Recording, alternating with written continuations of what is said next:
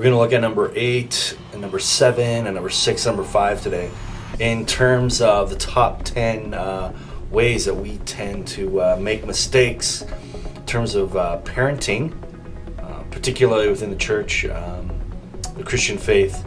So let's take a look at these things right now. We just did number 10 and 9 yesterday. Here is number 8. Number 8 is simply spoiling your teen. How do you spoil your teen, you say? I mean, you want your kid to be happy. You want them to have the things that you didn't have. And that's understandable. The issue is simply this, is that we live in a society that has turned from just being consumer driven to be entitlement driven.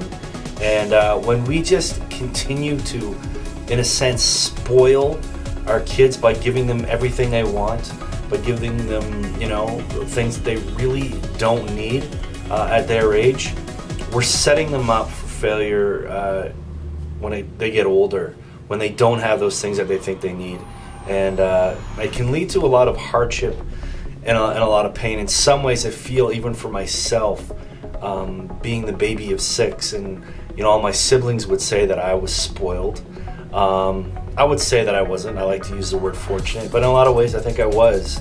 And it's caused issues. It really has in my own life in terms of the things that I really want and need, and prioritizing. And now that I'm a father and as a dad, I have to really keep my heart in check and my mind in check in terms of what my kids really need versus what they really want.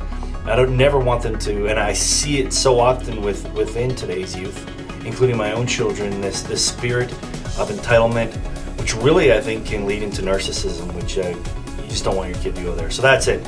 Number 8 is spoiling your kid, and you got to ask yourself, are you doing that? Number 7 is permissive parenting. I see this a lot, this whole attitude, kind of cry of this generation of parents, particularly Gen X parents that are saying, whatever, who really cares? This whole attitude of relativism, as long as my kids aren't hurting someone else, really what is the big issue? Permissive parenting leads to some major issues, if not now, later on down the road. Think of your grandchildren here, parents. If you are a permissive parent, imagine how your child is going to parent their kids. And so keep that in mind. So permissive parenting. We got number 6 here. It says trying to be your teen's best friend. Wow. When I started in youth ministry 20 years ago, parents were really parents. Sometimes they were beyond parents. They were like drill sergeants. They were the police. They were the enforcers. But as time has continued, I think as we're seeing a lot of parents that have grown up and who are it's kind of the backlash. They swung the pendulum to the other end. I see so many parents that are simply just trying to be their kid's best friend. And you know what? Here's where maybe it's a little bit different. I think we should be our kid's best friend, but if that is the only thing that we are living for, and if we say, you know what, I'm not going to parent, I'm just going to be my kid's best friend, I just want them to like me, we're setting ourselves up for major heartache. Yes, be your kid's best friend, but they also have to know that you are the parent, that you set the parameters, that you set the boundaries, and they are free to live within those boundaries.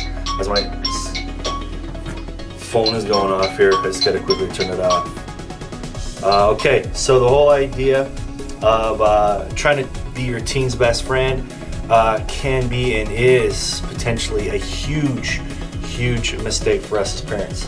And then finally, the last one here for today is this, is holding low expectations for your teens. Holding low expectations for your teens.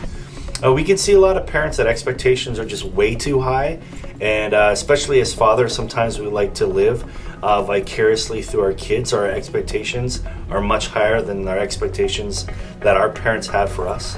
But the other end of that spectrum is holding low expectations for your teen.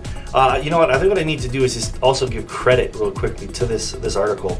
It's called Reflections from a Mere Disciple, and it's written by a guy by the name of Jeff Strong. So I just wanted you to be aware of that. And he goes on to say something about this whole idea of holding low expectations for your teen that I really like. He says this, Johann Goethe once wrote, "Treat a man as he is and he will remain as he is.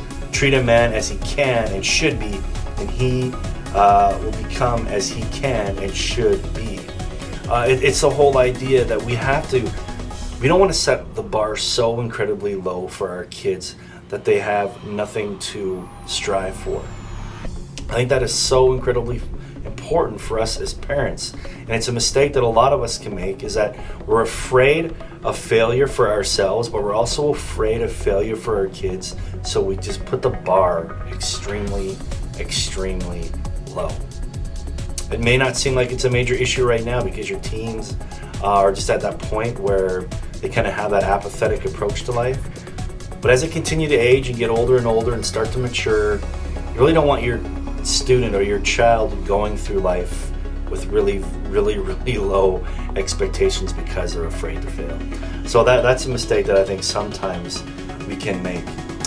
He just says here real quickly too, I'll just put this in here. He says, during the teenage years, it's especially important to slowly put to death the perception that your teen is still a kid.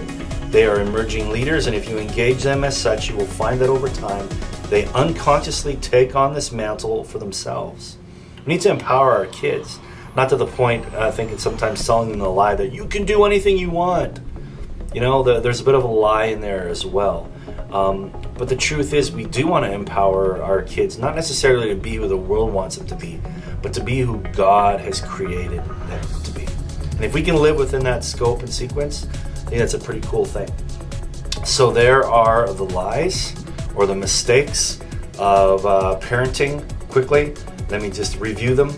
It's spoiling your teen, permissive parenting, trying to be your teen's best friend, and then finally holding really low expectations of your child. So there's the next four. We'll look at the next four in a few days. Blessings on you, and look forward to seeing you in a few. Ciao.